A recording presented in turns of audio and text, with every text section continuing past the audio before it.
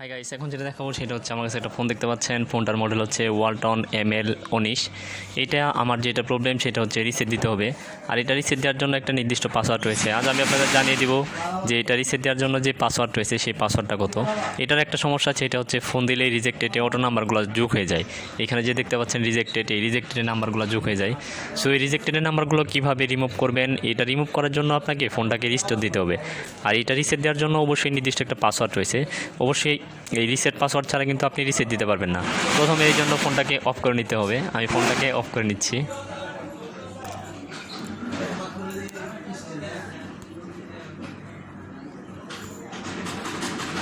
তারপর যেটা করব সেটা হচ্ছে ফোনটাকে আবার পুনরায় অন করে নিব।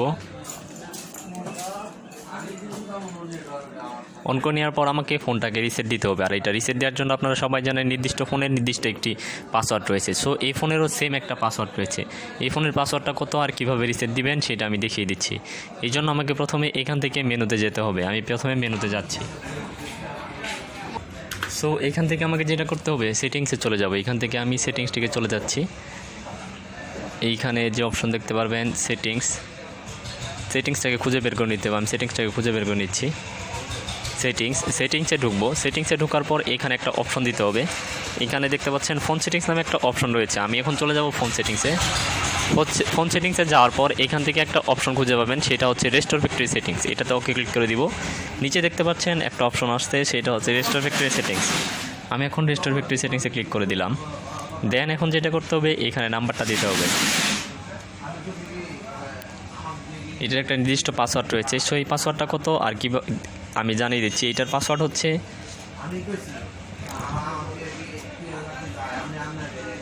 1234। আমি আবার বলছি ওয়ালটন ML19 যে রিসেট পাসওয়ার্ড হচ্ছে সেটা হচ্ছে 1234।